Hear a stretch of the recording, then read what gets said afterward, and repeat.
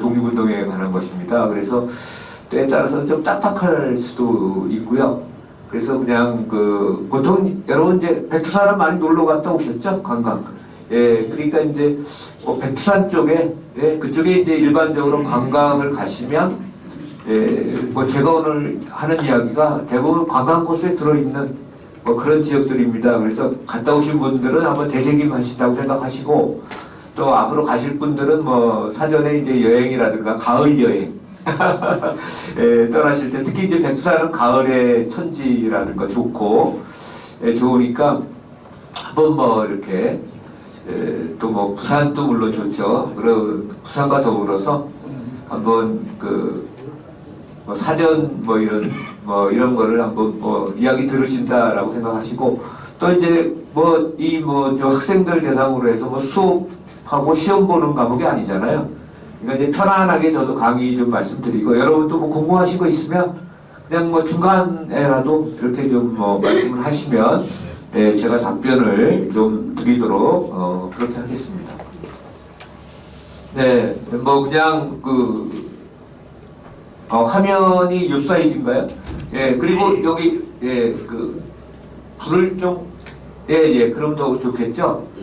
네, 여기 보시는 것처럼 오늘 주제는 만주지역 한인 독립전쟁의 역사적 성격 이렇게 돼 있고요.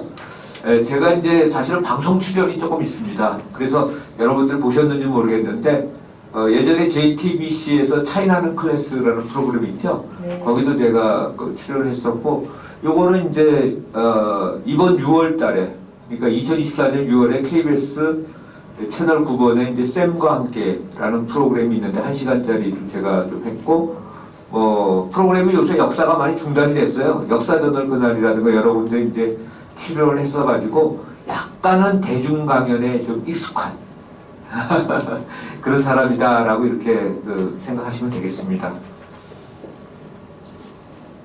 네. 우리 이제 일반적으로 이제 독립운동과 관련해서 만주 러시아 지역의 독립운동은요, 대체적으로 이제 무장투쟁 쪽이 할 만한 지역입니다. 오늘 이제 만주 지역을 하는데요.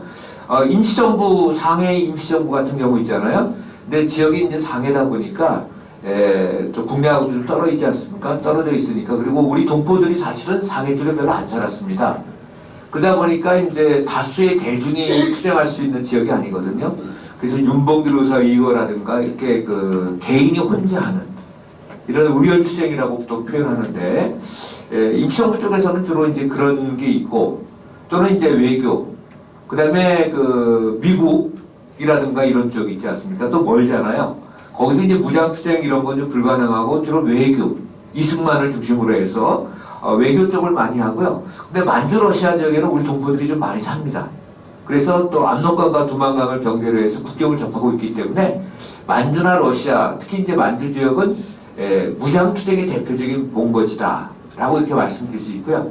그렇기 때문에 이제 대표적인 봉오동 전투라든가 청산리 전투 이런 게 전부 다 이제 만주에서 있었다 라고 이렇게 좀 말씀을 드릴 수 있습니다. 그러니까 전체 한국 독립운동사에서 오늘 제가 말씀드린 만주는 주로 무장투쟁과 관련된 것이다 라고 이렇게 한마디로 요약 정리할 수 있겠다라고 볼 수 있죠.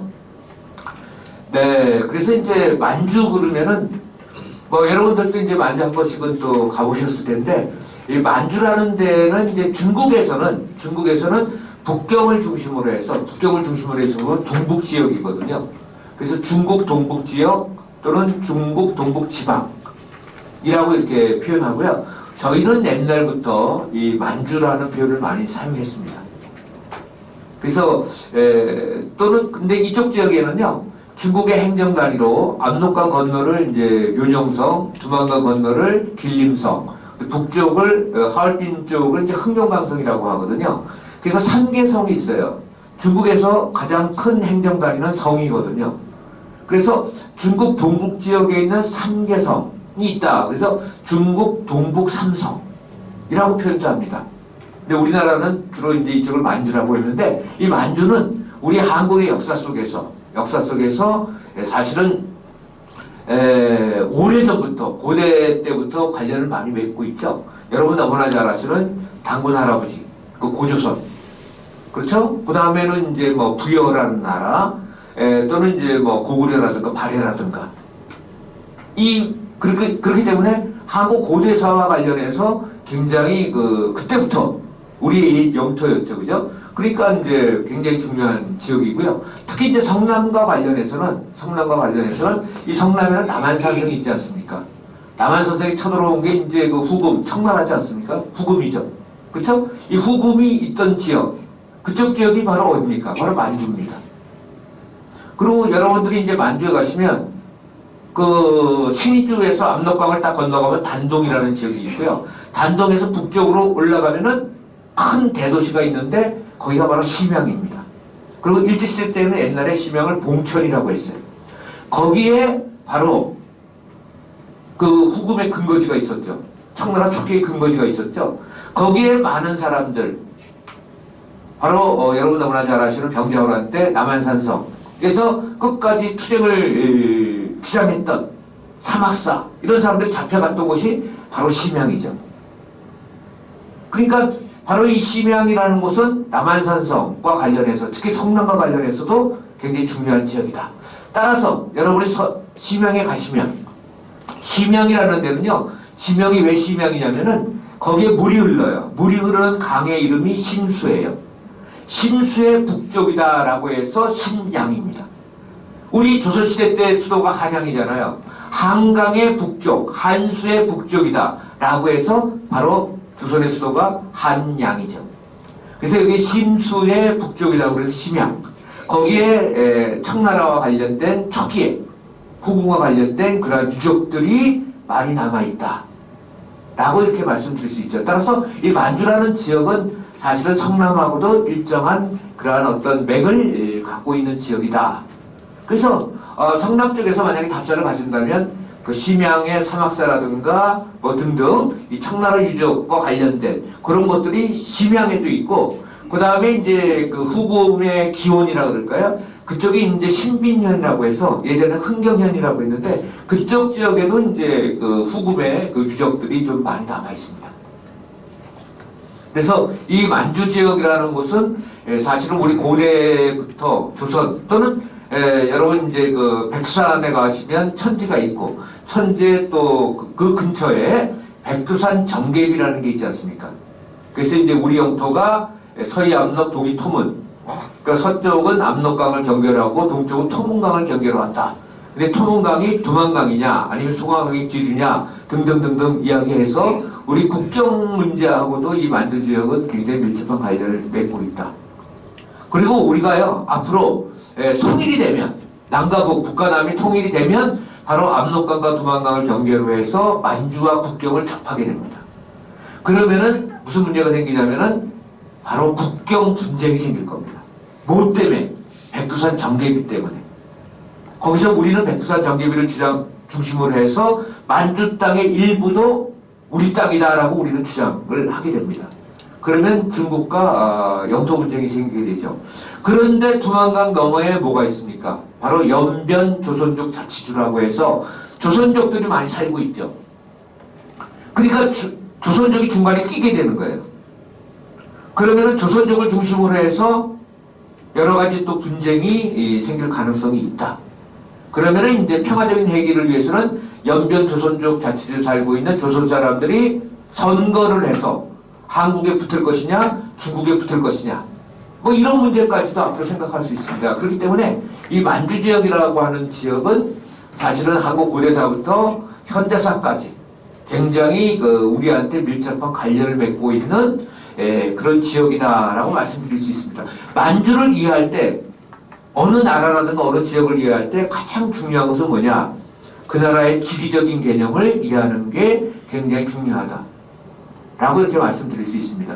그래서 바로 여기 압록강 건너를 윤영성, 두만강 건너를 길림성, 그 다음에 그 북쪽을 흑룡강성. 그래서 만주는 윤영성, 길림성, 흑룡강성이라는 3개 성으로 지금 되어 있다.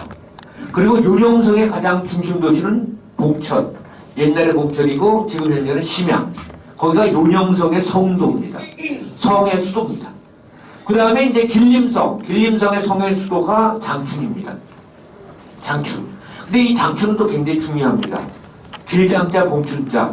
그런데 1932년부터 1945년까지 일본의 계례국, 일본이요. 1910년에 조선을 점령해서 한반도가 일본 땅이 됐죠. 일종의 식민지가 된 거죠.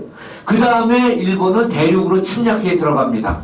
그래서 1931년 9월 18일 만주사변을 일으켜서 만주 땅을 일본의 식민지로 또 만듭니다. 그래서 1932년부터 45년까지 이게 일본의 식민지인 만주국입니다. 만주국의 황제가 청나라의 마지막 황제인 푸이 황제, 푸이. 그리고 그때 만주국의 수도가 어디냐? 장춘입니다. 장춘인데 그 당시의 지명으로는 세신자 서울경제 써서 신경이라고 합니다. 신경이라고 했습니다. 그래서 만주국의 수도가 신경이기 때문에 우리 한국 사람들 가운데 만주에 가서 일본의 만주국의 관리를 한 사람들이 많이 있습니다. 또는 일본의 식민지였던 계례국이었던 만주국에 가서 군관학교를 다닌 사람도 많습니다. 그쪽 군관학교를 다닌 대표적인 인물이 박정희. 그 다음에 여러분 연배 쪽에서는 잘 아시겠죠? 정일권 씨. 국무총리 했던 정일권이라든가 이런 사람들이 전부 다 만주국 군관학교 출신들입니다. 그리고 또 만주국에서 관리했던 대표적인 인물이 여러분 전두환 대통령 때 전두환이 12.12 사태 다음에 일시적으로 대통령 했던 사람이 누굽니까? 최규하죠. 최규하가 만주국 관리 출신입니다. 그래서 우리 학계에서는 이렇게 보고 있습니다. 1960년대부터 1980년대, 1979년 12.16 전까지 60년대, 70년대 이 한국의 모델, 한국의 정치, 경제, 사회, 문화, 군사 이쪽의 모델이 뭐냐? 하나의 형태, 원형은 만주국이다라고. 그러니까 만주국의 주요 관리를 했던 사람들이 박정희가 5.16 군사쿠데타를 통해서 대한민국의 대통령이 되고 그러면서 주로 만주 인맥이 한국의 지도자가 됐고 만주국에서 그분들이 젊은 시절에 체득했던 경험 이런 것들이 대한민국의 60, 70년대에 상당히 내재되어 있다 라고 이렇게 말씀드릴 수 있습니다. 한국의 군사령관들이라든가 해병대 사령관들은 거의 다 일본군과 만주군 출신들입니다. 따라서 이 만주국 또 만주라는 지역은 한국에 끼친 영향이 어마어마하다라고 말씀드릴 수 있습니다. 특히 바로 이것 장춘 이쪽에 이제 대학도 있었습니다. 대학도 어떤 대학이 있었냐면은 여기 건국대학이 있었습니다. 지금 현재 건국대학하고 다릅니다. 지금 현재 건국대학은 해방 후에 그 건국대학이 어디 있었죠? 여러분은 웬만하면 아실 것 같은데 모르세요? 건국대학 2부대학 야간이 옛날에 유명했죠. 낙원동 떡집에서 이렇게 들어가면 거기 있지 않습니까? 거기 그리고 여러분 이제 또 해설사분들도 많은 분들이 계시니까 그쪽에 원래 뭐가 있었냐면 서북학회가 있었습니다. 서북학회. 그 서북학회 건물이 있는데 그 건물이 건국대학교 야간대학이었습니다. 그리고 그 건물을 건국대학에서 뜯어다가 지금 현재 자양동이 되나요? 건대역이 있는데 거기에 지금 그 건물이 옮겨져 있습니다. 그쪽에.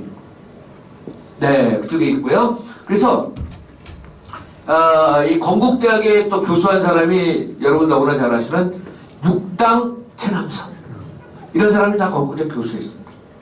그러니까 이쪽 만주 인맥들이 사실은 해방 특히 박정희 정권 때 그리고 저희가 이제 그 고등학교 다닐 때 군사훈련을 받았거든요. 교련 여기도 아마 여성분들도 교련 조금 이제 생각이 나실 거예요. 그 교련이라든가 이런 것들이 다 만주국 스타일입니다.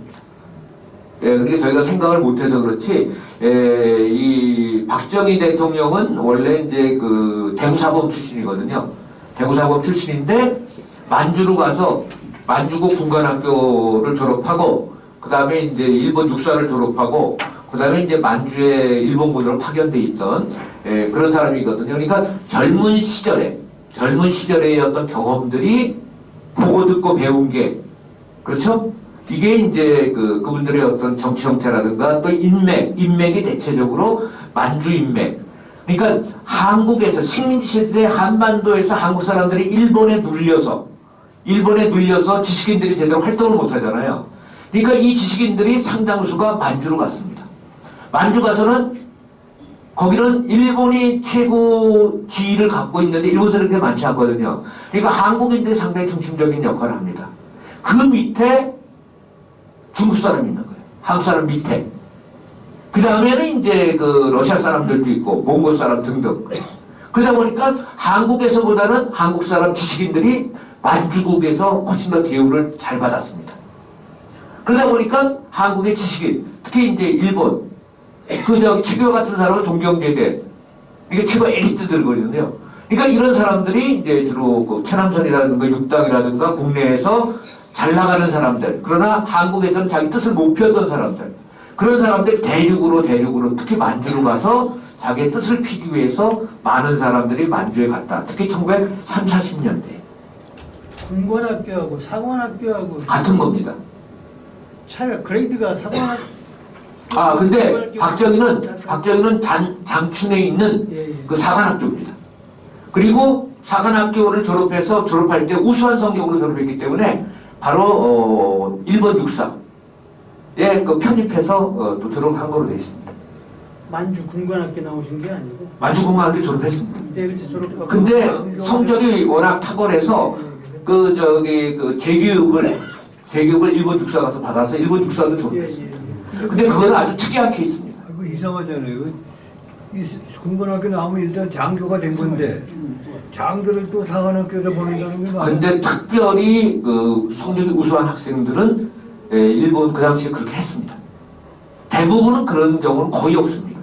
그러니까 박정희 같은 경우는 최고 에리트 중에 에리트. 그리고 박정희는요, 에리트 중에 에리트인 사람이에요, 원래가. 왜냐하면 경북 서산 출신인데, 어디를 다녔냐면 대구 사범을 다녔습니다. 대구 사범. 그 당시에 일제시대 때 사범학교가 그렇게 별로 많지 않았고, 사범학교는 진짜 똑똑한 사람들이 갔습니다. 왜 똑똑한 사람들이 갔냐면은, 그 당시에 지식인들의 직업이 신문기자하고요, 선생밖에 없었어요. 에리트들이 한국 사람이 할 수 있는 게. 그러니까 대구 사범 나오면 무조건 초등학교 교사가 돼. 보통 학교 선생이 되거든요. 그래서 박정희가 어디 교사가 됐냐면 문경의 학교 선생이 된 거예요. 초등학교 선생, 그러니까 보통학교는요, 2년제, 4년제, 6년제가 있습니다. 2년제는 간이학교, 4년제가 있고요. 6년제 초등학교를 나와야 중학교에 진급할 수 있습니다. 근데 초등학교를 졸업하고도 교사가 또 될 수 있어요. 훈도가. 그러니까 박정희 같은 경우는 대단한 6년제 학교 문경.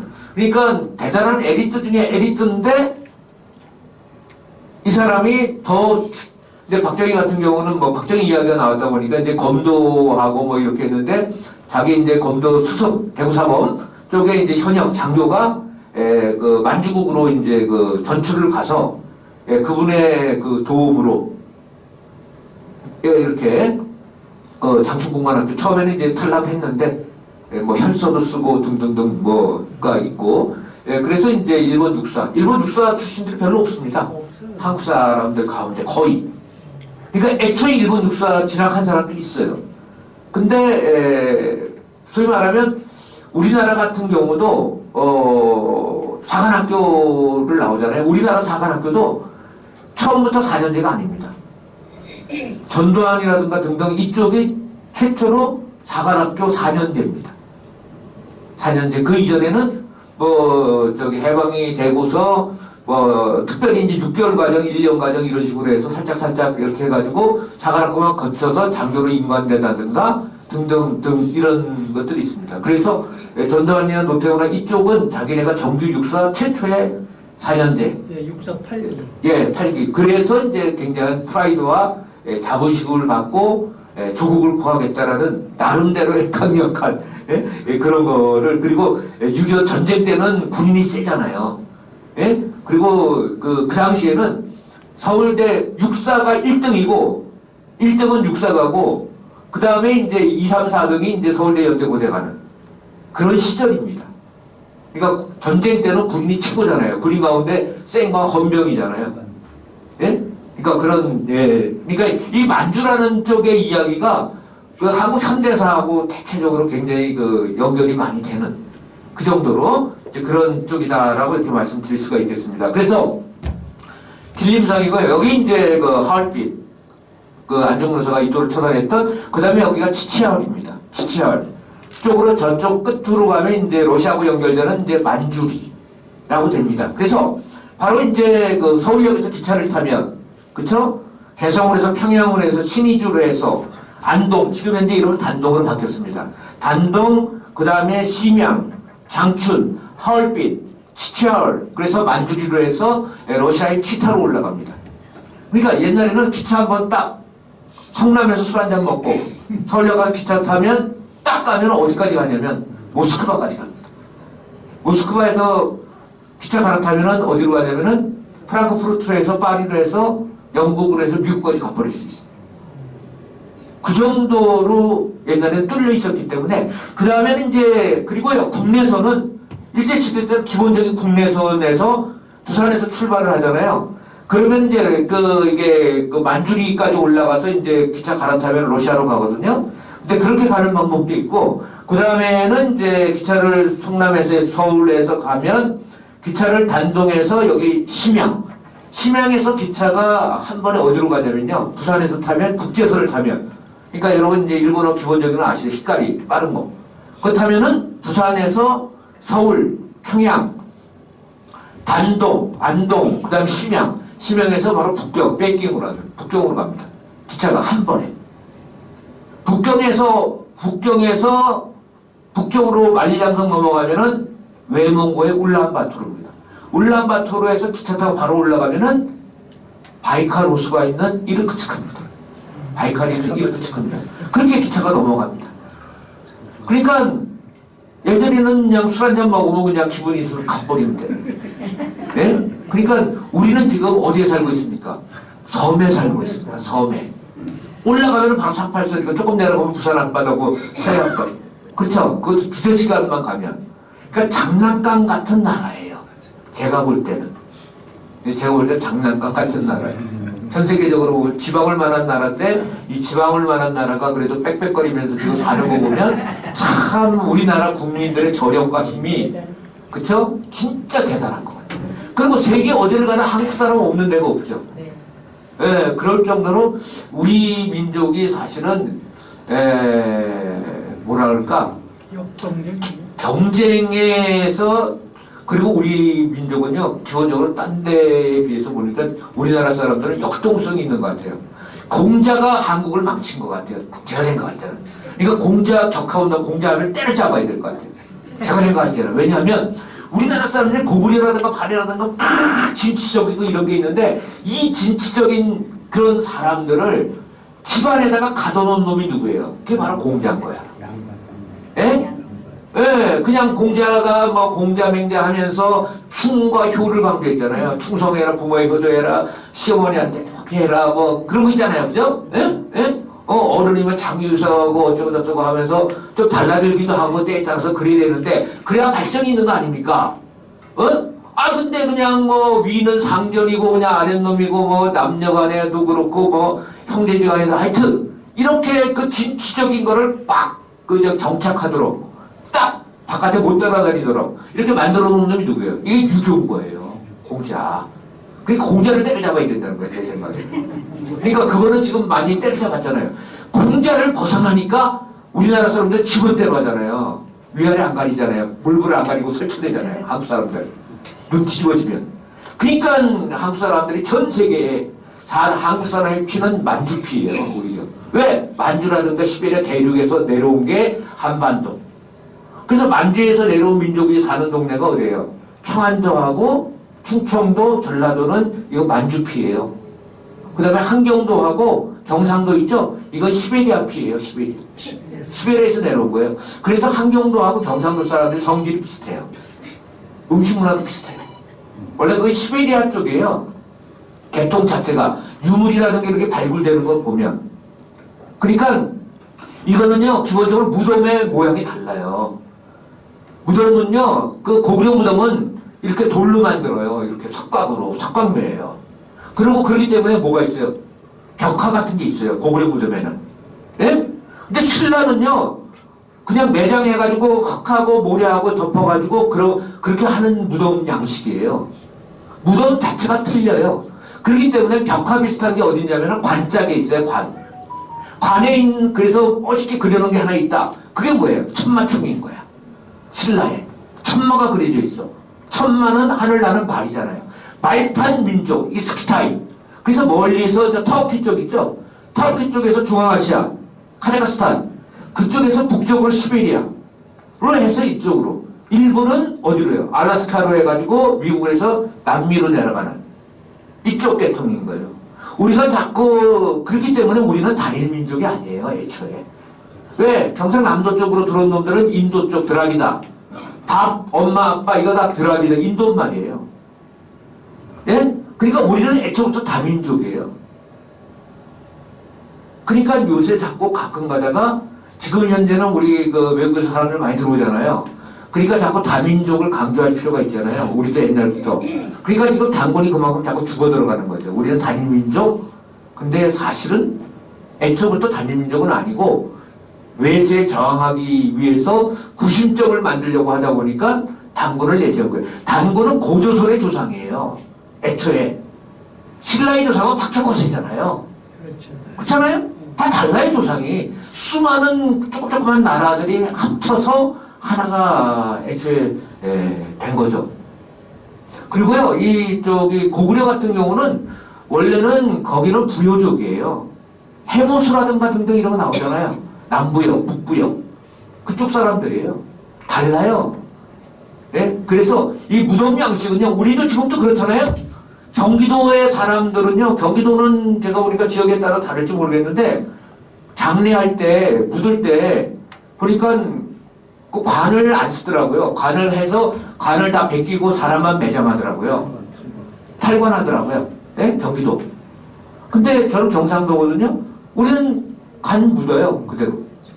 예? 그대로 관째 다 묻어요. 그렇기 때문에 경기도는 이제 어딥니까?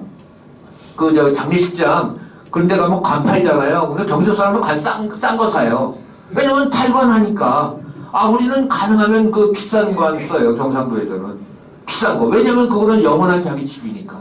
어차피 썩을 건데 뭐. 썩을 거래도 그래도 마음에 그렇잖아요. 그러니까 뭐 부모님 돌아가셨는데 기왕이면 돈 10만 원, 돈 100만 원 차이 난다고 이렇게 오동나무가 좋은 거다 어쩌고 저쩌고 그러는데 또 그냥 거기에 인색하게 또 그럴 수는 없잖아요. 그러니까 어쨌든 저희는 남쪽에서는 경상도 쪽에서는 관을 좋은 거 쓸 수밖에 없어요. 왜냐면 저거니까.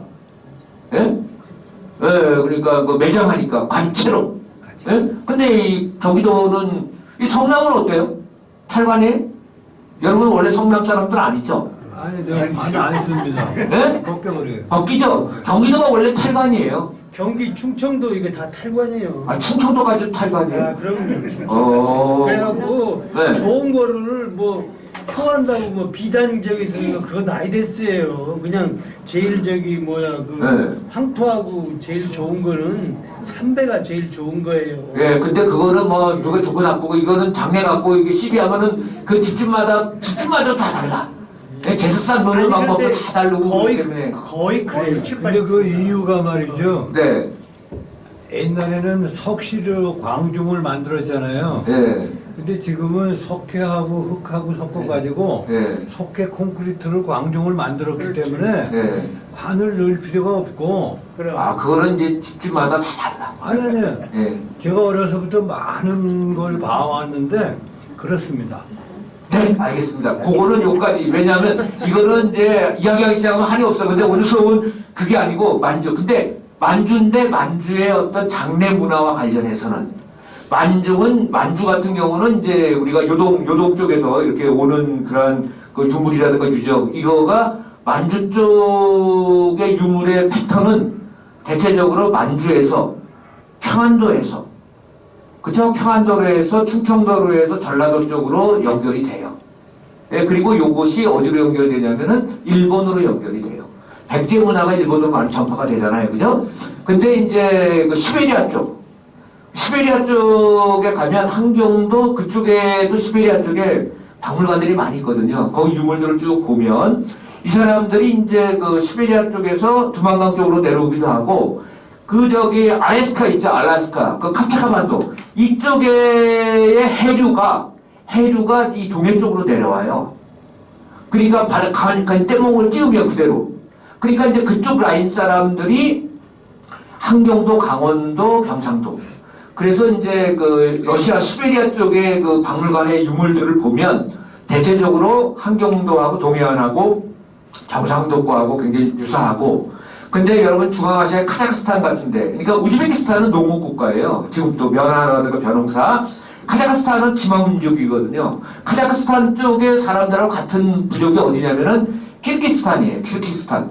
이쪽은 주로 이제 지금도 유목을 많이 해요. 말 타고. 이쪽 사람들이 거기가 이제 스키타이 계통인데 거기가 이제 황금 문화라 그래가지고 스키타이 황금. 그래서 이제 금관이라든가 등등 이런 거. 거기고 금관에도 이제 술록 같은 거 이렇게 표시된 거. 이 사람들이 이제 북쪽으로 올라와서 우리나라의 천마총이라든가 신라시대의 무덤들을 보면 대부분 금관들이 나오고 천마가 나오고 술록의 모양이 나오고 대체적으로 그래서 이제 이렇게 시베리아 쪽하고 좀 관련이 많이 된다라고 이렇게 이야기를 하고 있고요. 그래서 한국 고고학계에서 지금 이제 흉노족에 대한 거라든가 또는 이 중앙아시아 쪽 발굴을 좀 많이 합니다. 그리고 이제 터키 쪽이 이게 돌골이거든요. 돌골. 그래서 돌골 쪽이 타지키스탄이 또 돌골이에요. 터키. 그래서 이제 또 이쪽하고 또 이제 또 이야기들도 좀 많이 됩니다. 그래서 이 만주 쪽은 그리고 이 만주에는요 1932년에 만주국이 만들어진 다음에는 일본 사람, 중국 사람, 러시아 사람, 예? 몽고 사람, 별별 민족이 다 여기 살았어요. 그러니까 이 사람들을 하나로 딱 묶기 위해서 일본이 제시한 이념이 뭐냐면은 공자교예요. 공교. 유교를 내세워요. 예? 그 다음에는 화합을 강조해요. 이쪽이. 협파라 그래가지고, 협파해라고 그래가지고, 주로 이제 그 다민족 국가로서, 그러니까 이 만주라는 데가 굉장히 재밌는, 예? 재밌는 그러한 지역이다라고 말씀드릴 수 있습니다. 거기 만주에 뭐 여진, 말갈, 뭐 선비, 맞습니다. 뭐 이 거란, 뭐 헷갈려갖고 그 종립이라는 예, 솔직히 말씀드려서, 좀 물어보면요. 예. 거의 70~80%가 잘 헷갈려서 아직도 잘 모른대요. 솔직히 저도 잘 몰라요. 다만 예. 지금 현재 예. 지금 현재 쪽에서는 중국에는 이제 50여 개의 소수민족이 있잖아요. 근데 이제 만주 쪽에 지금 남아있는 남한주 쪽에 만주 그러니까 만주를 만든 게 청나라잖아요. 네, 만주. 그렇죠? 그러니까 이 만주족 자치현이라든가 이런 지역들이 있어요. 예컨대 여기가 관전이잖아요. 관전. 만주족이라고 안 하고 만족이라고 그래요. 만족 자치현이 여기 있어요. 예? 만족. 그 다음에는 여기는 우리 조선 사람들 많잖아요. 연변 조선족. 또는 뭐 이쪽에는 없는데 회족은 이제 주로 이제 저 이슬람 쪽을 믿는 사람들이에요. 등등 이런 것들이 있어요. 근데 다른 민족들이 예컨대 아시다시피 발해 같은 경우는 고구려 사람하고 발해 그 거란 저기 그 말갈 사람들이 같이 이렇게 좀 섞이잖아요. 그러면서 이렇게 그 짬뽕이 되는 거죠. 속된 말로.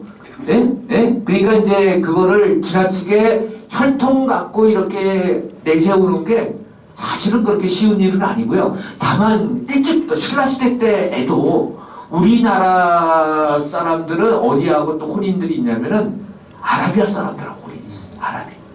왜냐면 이 아라비아가 중동이잖아요. 중동 사람들. 그러니까 우리가 생각하는 것보다 옛날에 시간은 늦지만 교육은 활발했어요. 여러분 실크로드 아시잖아요. 중국의 당나라의 수도가 서안이거든. 서안에서 우르무치로 해서 뭐 무슨 산이야? 천산 넘어가서 알마티라든가 그다음에 그 우즈베키스탄의 사마르칸드, 부하라 그런 쪽으로 하면은 어디로 넘어가냐면 이란, 이라크로 넘어가는 거야. 실크로드가 있어. 그러다 보니까 실크로드 때문에 일찍부터 중동의 많은 나라와 이 중국이 교류가 많아. 그러니까 중국의 아라비아 사람들이 많이 와 있었어요. 장사하느라고. 돈만 되면. 그렇잖아. 우리나라도 지금 돈만 되면 안 가는 데가 어디 있어.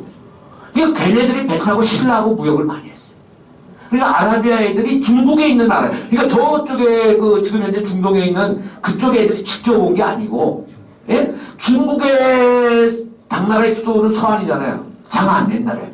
그쪽에 와 있던 애들이 장사하려고 신라하고 당나라하고도 교류가 많으니까. 그래서 지금 현재 우즈베키스탄의 사마르칸드 쪽에 가면 신라 사신도들이 있어요. 거기까지 왔어. 네, 봤어요. 어? 보셨죠? 그러니까 얘네들이 근데 이제 직접적으로 한국에 무역하고 왔다 갔다 한 게 누구냐면은 중국에 와 있는 아라비아 상인들이. 그러니까 그 사람들이 울산이라든가 등등 이런, 그쵸? 김해. 그러니까 이제 경남 같은 경우는 인도의 드라비다족, 인도에서도 막 전쟁할 거 아니에요. 거기서 이제 패전했다. 도망가야 되잖아요, 배 타고. 이 사람들이 중국에 살다가, 이 사람들의 일부가 중국에 거주했던 인도 사람의 일부가 경상남도에 정착을 한 거예요. 그래가지고 누구랑 결혼했냐? 김수로 왕. 그래서 그 헌씨, 허부이, 그게 인도 드라비다족. 그래서 그쪽에 발달한 인도의 해양 기술하고 우리나라의 토착 세력이 결탁하는. 그래서 경상남도 쪽에 가야하고 인도가 밀접한 관련을 맺고 있다. 그래서 허황, 허씨, 그걸 많이 이야기하는 거죠. 그 다음에 경주 쪽에도 마찬가지예요. 그렇기 때문에 경주의 조선의 우리 신라 왕의 무덤에 우리는 이제 그 무덤 있으면 지키라고 무인석도 있고 무인석도 있잖아요. 근데 무인은 딱 인석 쓰고 있는데 아라비아 사람이에요. 돌로 돼 있네요. 예? 그러니까 그거는 어떻게 돼요? 교류가 그만큼 많았다는 거죠. 그렇기 때문에 사실은 우리가 이제 그 조선시대에 와서 대원군대 세국정책하고 유교하면서 이게 끌어안고 안 잡고 자꾸 집안에만 있으라고 여자가 설치해 나라가 살아요. 아니 우리나라의 3.1운동 때 다 적극적으로 튀어나온 사람이 누구야? 유관순 할머니 아니야? 유관순. 그러니까 한국의 여성이 방 안에서 바깥으로 나와서 탁 선봉에 섰던 최초의 역사적 사건이 바로 3.1운동이에요. 하물며 여성 기생들까지 만세운동 때 다 튀어나온 거야. 그래서 한국 여성운동과 관련해서 가장 중요한 게 뭐냐? 바로 3.1운동이에요, 사실. 그때부터 여성들이 바깥에 나오게 됐다라고 이렇게 좀 말씀을 드릴 수 있습니다. 그러니까 이제 이쪽 부분의 이야기들이 이게 대외 교류, 그러니까 우리나라가 그 대원군 때 세국정책을 하고 조선시대 잡고 그러잖아요. 그러다 보니까, 그리고 이제 이게 여러분 너무나 알다시피 그 청나라가 명나라한테 망했잖아요. 그죠? 근데 우리는 기본적으로 청나라는 여진족이고 이놈들은 쌍놈이라고 보잖아요. 그렇지 않습니까? 쌍놈이라고 생각을 하다 보니까 우리는 이제 그 명나라를 계속해서 이렇게 받드는 형태였어요. 그쵸? 그러다 보니까 이제 그 청나라는 여진족이지만, 그리고 여진족 핏줄이 뭐든 간에, 그렇잖아요? 지가 열심히 노력하고 깨우치고 하면 그게 위대한 민족 아니에요? 그리고 모든 민족이라는 건 고정되어 있는 게 아니잖아요. 끊임없이 노력하고 깨우치고 변화하고 그래야만 살아남을 수 있는 거 아니에요? 지금도. 그리고 요새는 애새끼들한테 배워야 돼요. 특히 중학생 애들. 예? 이 스마트폰 같은 거 이거 얼마나 잘하는지 아세요? 애들? 예? 배워야 돼요. 이거 물어보는 게 부끄러운 게 아니잖아요. 그러면서 지금 세상은 변하고 하는데 우리는 자꾸 옛날 거 자꾸 이야기하다 보면은 애들은 특히 싫어하잖아요. 짜증내잖아요. 그렇잖아요? 그러니까 자꾸 물어보고 배워가지고 애새끼한테 뭐 좀 더 가르쳐줄 수 있는 그런 게 돼야 되잖아요. 근데 청나라가 그랬거든. 청나라 여진족이야. 만주벌에. 그러나 이놈들이 북경에 왔잖아요. 그래가지고 북경이 수도였잖아요. 청나라. 이 여진족 애들이 아담 샬이라든가 그 유럽에 있는 선교사들 있잖아요. 예수에. 다 받아들였거든요. 그래가지고 뭐 그 명나라 말기 청나라 초기에는 뭐 시계부터 시작해가지고 과학기술을 엄청 발달한다고요. 근데 우리나라는 뭐예요? 이 남한산성에서 저 전쟁하고 병작을 하는 게 이 새끼들 천하에 유교를 모르는 놈은 다, 그러니까 유교가 최고인데 유교를 모르면 유교 아닌 거를 공부하고 유교 아닌 거를 하면 다 쌍놈이야. 나쁜 놈이야. 이놈들은 삼난적이라 죽여버려야 돼. 그리고 유교도의 주자가 주장하는 학설을 반대하면 삼원난적이라고 그래. 다 죽여요. 예? 양념학이라든가 등등등. 아, 민주주의 사회는 뭐예요? 다양성 아니에요? 다양성이 있어야 뭐가 생겨요? 창의력이 생기잖아요. 그래야만 우리가 지방을 만한 나라에서 우리는 수출로 먹고 사는 나라 아니에요? 전 세계에서 수출로 먹고 사는 나라 1위가 어딘지 아세요? 독일이에요. 2위가 바로 대한민국이에요. 그러니까 독일에는 사실은 그 옛날에 유대인 많이 때려잡았는데 이 유대인 애들이 사실은 굉장히 이게 그 전 세계적으로 머리 좋고 발명이라든가 발굴을 이거 많이 하는 애들 아니에요? 그러니까 근데 이제 우리나라 사람들은 그 청나라가 옛날에 쳐들어왔었다고 병자호란 때 쳐들어왔었다고 이 새끼는 유교를 믿는 놈도 아니고 이 만주 쪽에서 유교도 모르는 놈이다. 그러니까 이 새끼들은 완전히 거지 같은 놈들이고 무식한 놈이다. 예? 그러니까 청나라는 그런데 북쪽으로 가서 나라가 부강해지고 계속해서 부강해지기 위해서 끊임없이 변화했잖아요. 근데 우리는 옛날 것만 계속 생각해줄 저 새끼 오랑캐다 한 번 오랑캐면 우리는 영원히 오랑캐야. 우리는 항상 저걸 생각해야 돼요. 적과의 동침. 적과. 저는 요새 그런 생각을 많이 해요. 진짜 싫어하는 놈 많아요, 저는. 싫어하는 놈 많은데, 일시적으로는, 제일 싫은 게 마누라 아니에요? 아, 죄송합니다. 물론 이제 각박 쓴 지 오래됐지만. 근데 이제 집사람한테 그래 한마디 잘못했다가는 어떻게 돼요? 단칼에 날아가죠? 그러니까 적과의 동침이야. 평안을 추구해야지. 그렇죠? 미운 놈 떡 하나 더 준다고. 그러니까 슬쩍 뭐 용돈 같은 거 뭐 이렇게 생기면은, 이렇게 또 당신 생각나서. 이런 것처럼. 근데 우리나라 사람들 그걸 못해. 한국 사람들. 그러면 천하에 뭐 배알도 없냐, 배알이 없어야 사는 거 아니에요? 그렇잖아요? 예, 그래야 우리가 살지. 그리고 특히 젊은 놈들한테 배워야 되고, 또 항상 우리 그 흔한 말 있잖아요. 진짜 지갑을 열어야 돼. 아니, 뭐, 그거 갖고 갈 거 아니잖아요. 근데 나중에 뭐 싸움만 하지, 새끼들 뭐. 저희도 형제들끼리 상속받느라고 싸우느라고 내가, 진짜.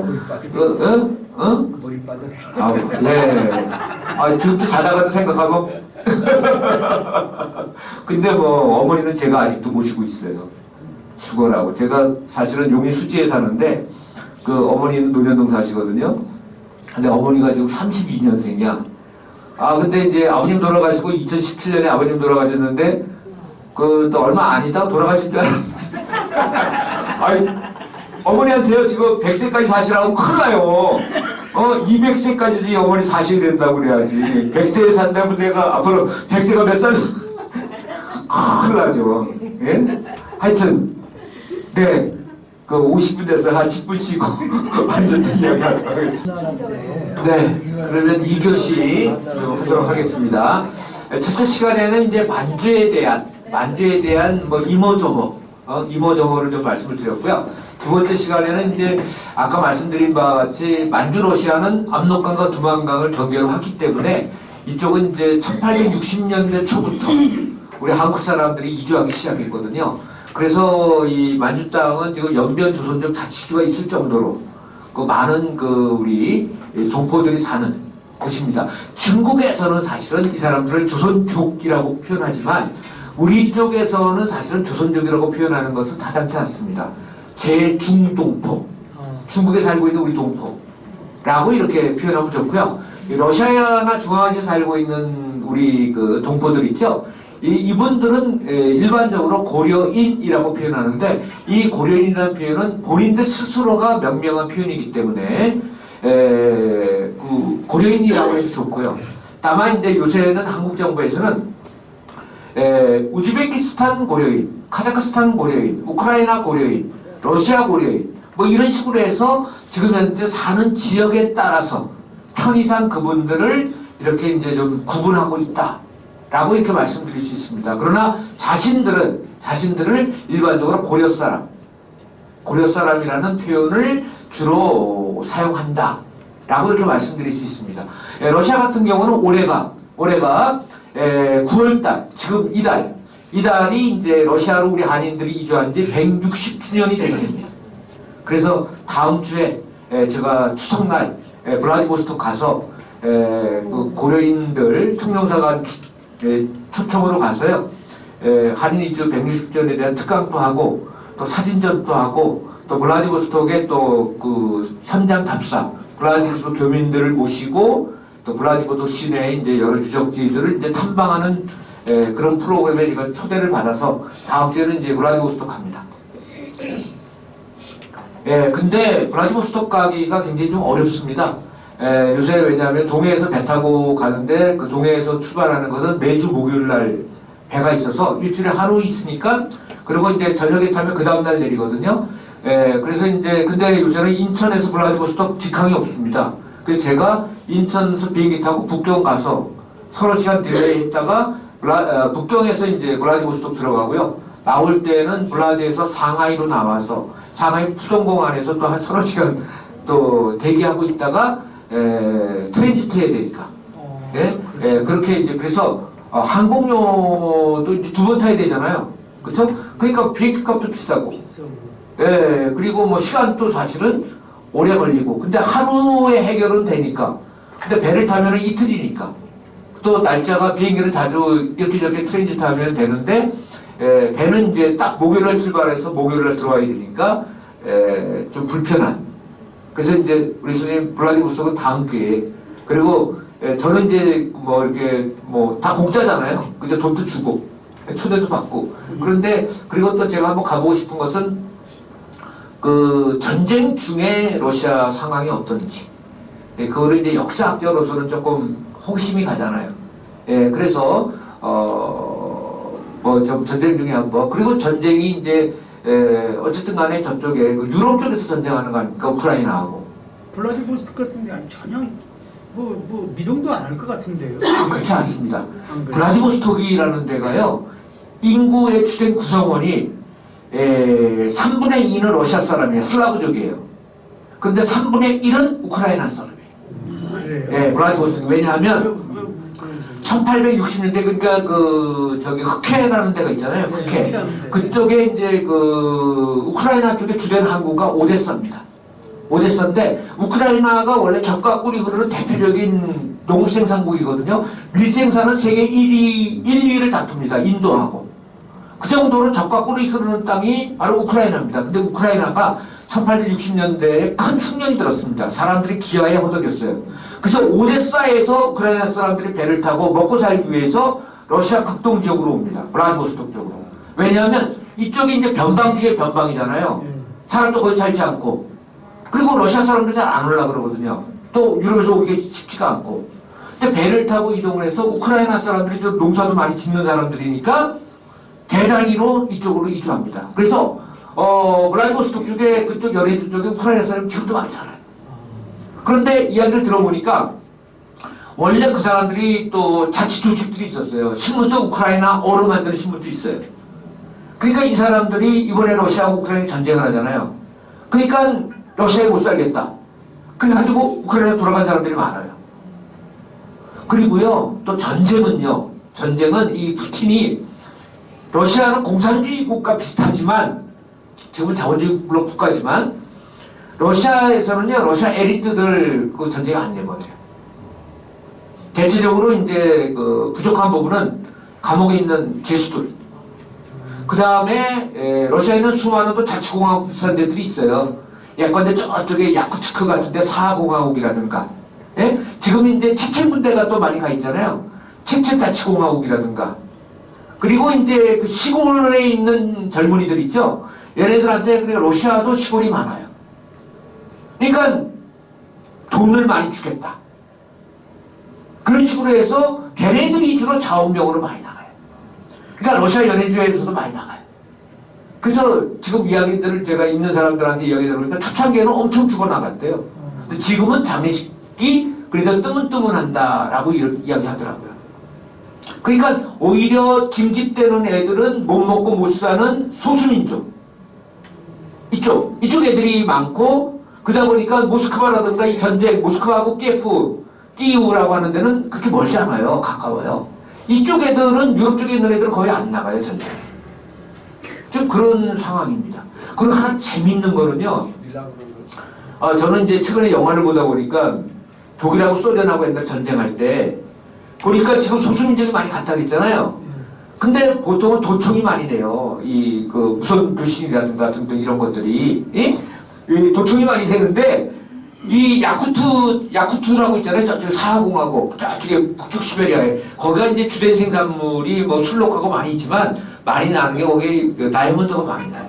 다이아몬드는 남아프리카 공화국이 많이 나고 그 다음에 야쿠츠카가 많이 나요. 이쪽에. 근데 얘네들도 보니까 소수민족으로 하고 전쟁에 많이 동원이 됐더라고. 근데 독일한테 이렇게 하고 하니까 러시아가 그 예전에는요 그 러시아하고 우리가 국교 수교가 안 됐을 때 러시아어를 배우기 위해서는 독일로 유학 갔어요. 독일어하고 러시아하고 조금 비슷해요. 남성, 여성, 중성도 있고 뭐 등등.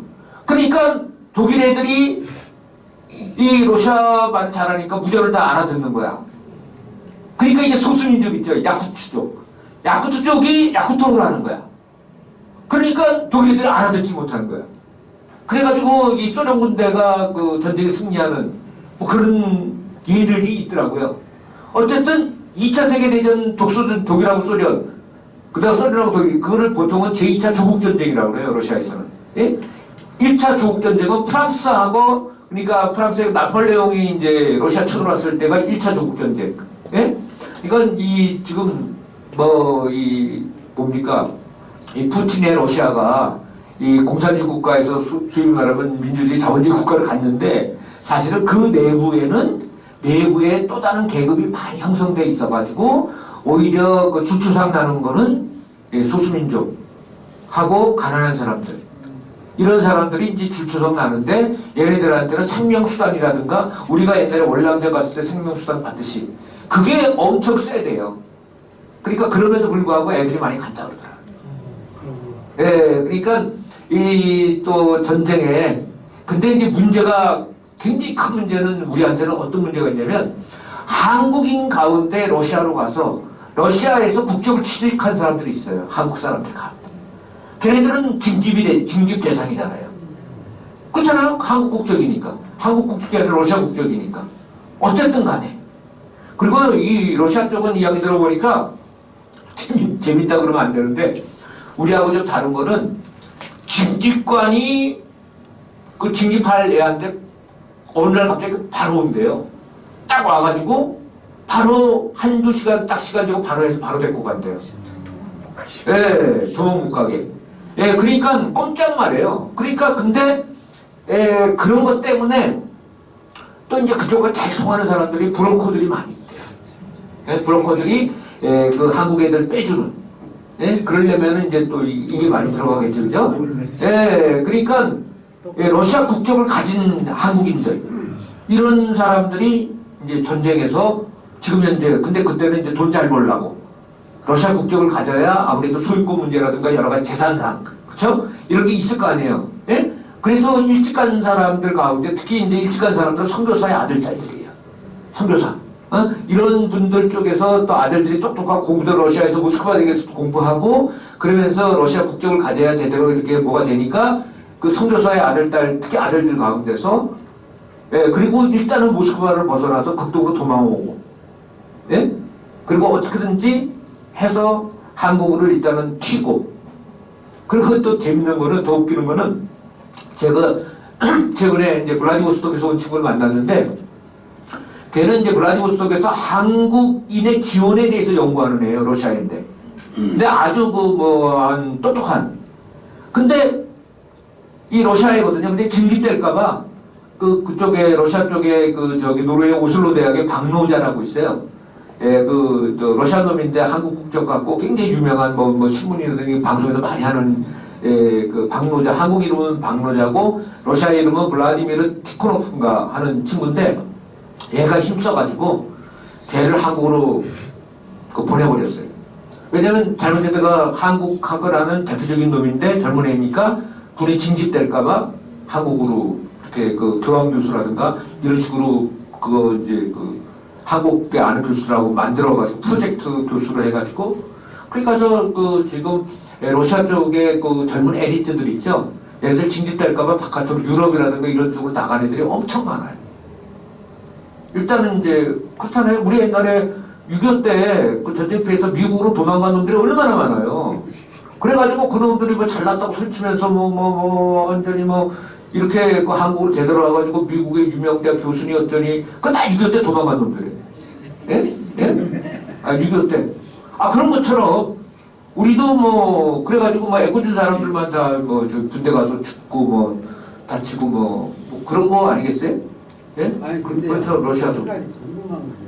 우리 지금 말씀하시는 우리 이제 교포들이라고 교포들이요. 네. 그다음에 지금 이 전쟁 상황에서 예. 우리나라 저기 해가지고 그 사람들을 저기로 피난적으로 지금 우크라이나? 네, 소련 사람 소련 학자들처럼 예.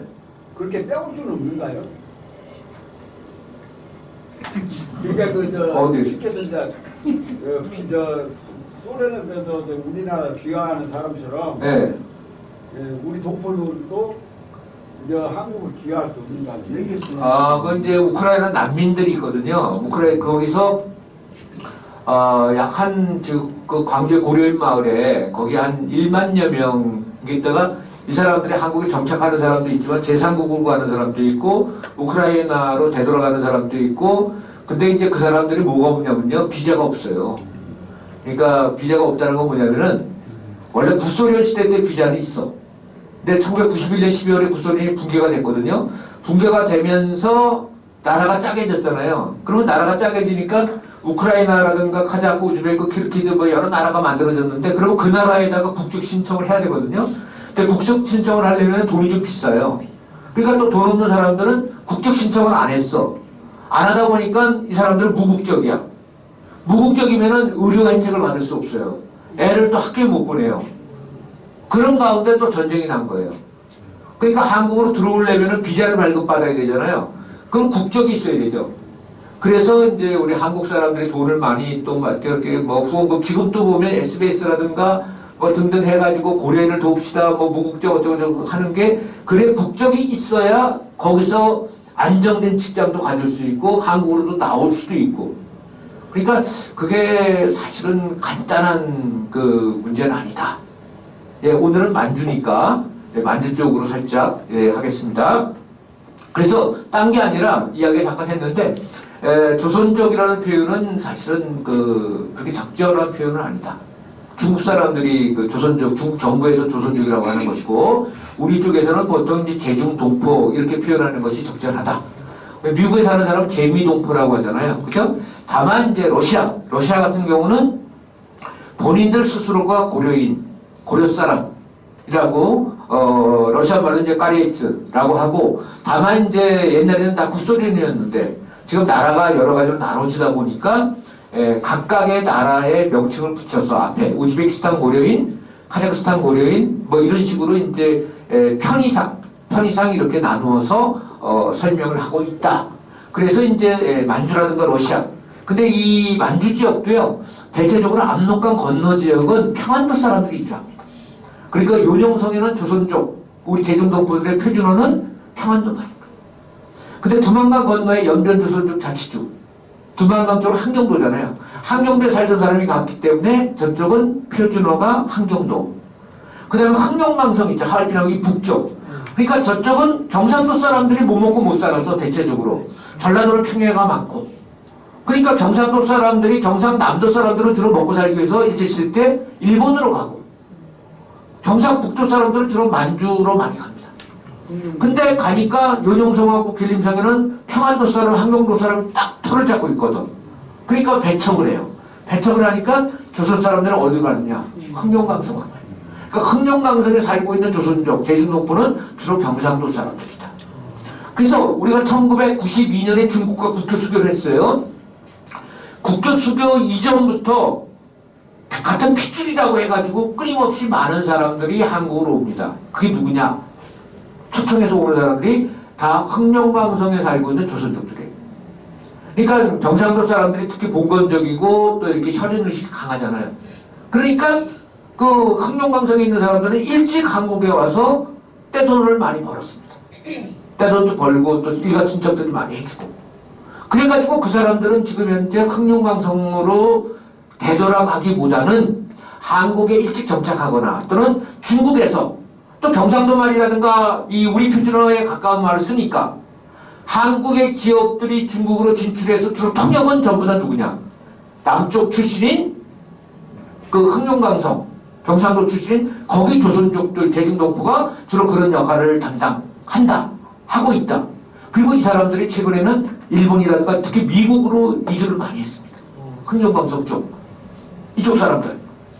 그 다음에 그런 사람들이 물러간 다음에, 일가 친척이 물러간 다음에 경상도, 그 다음에 이제 한국에서 이제 나름대로 식당이라든가 허드렛 일을 하기 위해서 돈 벌러 한국에 일가 친척이 없는 그쪽 조선족들이 이제 그 지금 우리 대한민국에 있는 조선족이라고 표현하는 제중동포들은 대부분 그런 분들이 많다.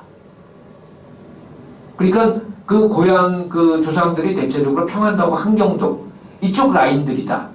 그리고 남쪽에는 기본적으로 연고가 잘 없다. 라고 이렇게 좀 분류해서 또 이렇게 좀 말씀을 드릴 수 있습니다. 경상도 사람들은 일찍 왔고 그 일가 친척들이 엄청 도와줬어요.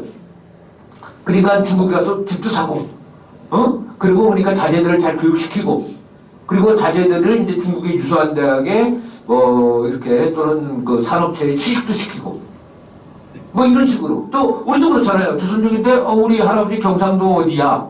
뭐 이런 식으로 하면 그래도 조금 그렇잖아요. 뭐 이제 그러니까 일가 친척도 많고 그렇게 해서 이제 그 흥룡강성에서 오신 분들은 그래도 이제 그 기반을 탄탄하게 닦아서 잘 나가고 있다. 그리고 이 또 이 뭡니까 연변조선자치주에서 지금에 오신 분들 있잖아요. 이분들의 아버지나 이런 분들 있잖아요. 예, 지금 할아버지나 이런 사람들은 대부분 조금 좀 결례되는 표현일지 모르지만 역사적으로 보면 6.25 전쟁 때 인민군 그러니까 중공군의 일원으로서 한국을 이렇게 침략하는 선봉에 서서 한 구성원으로서 중국 인민군으로 중공군으로 들어왔던 사람들의 아들딸들이 많다. 그래서 이제 우리 입장에서는 그렇게 썩 내키지 않는, 그래서 만약에 남과 북 간의 전쟁이 일어나면 그럴 때 이제 조선족의 동향이라든가 이런 것들을 어떻게 우리가 좀 생각해야 될 건지. 근데 이제 미국 같은 경우는 2차 세계대전 때 일본하고 전쟁을 하잖아요. 그러니까 일본 사람들 전부 다 격리 수용시킵니다. 그러니까 함부로 이런 이야기를 할 수 있는 이야기는 아니지만 국가적인 차원에서는 전체적으로 이제 세계사적인 흐름과 관련해서는 또 이제 또 탈북민 관계를 또 어떻게 또 만약에 전쟁이 발생했을 경우에 그러니까 미래지향적 관점에서 보면 그러니까 이제 정부적인 입장에서는 이제 여러 가지 이제 뭐 공공연합이라든가 이렇게 이야기할 수 있는 절대 그 없는 부분인데 과거의 이제 역사 속에서 이렇게 이제 보면 우리가 이제 민족이 다양하다 보면 이제 그 때에 따라서는 이해타산이라든가 여러 가지가 이제 그 복합적으로 그러니까 이게 만주라든가 이런 쪽에 그 대중동포 문제라든가 탈북 문제는 긍정론과 부정론 그러니까 이게 안보라는 문제가 있고요. 크게 보면 안보 그다음에 하나는 경제 문제가 있습니다. 그러니까 경제적인 차원에서는 노동력이라는 차원에서 굉장히 긍정적으로 보는데 부정적인 차원에서 만약에 전쟁이 발생한다. 그럴 때는 안보적인 차원에서 보면 때에 따라서 경제 수용이라든가 여러 가지가 이제 있을 수 있다. 그 단적인 예로 러시아에 살고 있는 우리 고려인 동포들 있죠. 처음에 그 이주할 때는 러시아 사람들이 굉장히 잘해줬어요. 왜? 러시아 사람들이 극동지역 변방 지역에 아무도 안 살잖아요. 그러니까 아까 우크라이나 사람 막 받아들인 것처럼 우리 한국 사람 넘어오는 사람들 뭐 땅도 공짜로 주고 없는 세금도 깎아주고 엄청 잘해줬어요. 왜? 이쪽이 개발이 안 됐으니까 개척하기 위해서. 그 경제적인 문제에 한이 필요했죠. 그런데 일본과 소련과 일본이 전쟁할지 모르겠다라는 그런 생각이 드는 거예요. 근데 소련은 스탈린 입장에서 딱 보니까 조선놈들이 일본하고 구별이 안 돼. 황인종인데. 어떤 놈이 어떤 놈이지.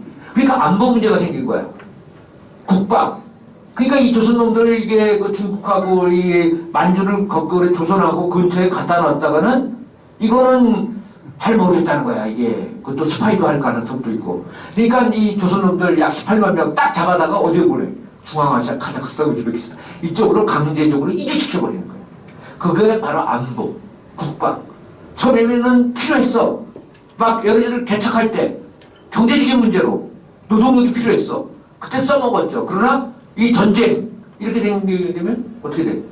정리시켜서 강제로 이렇게 쫓아버리는 거죠.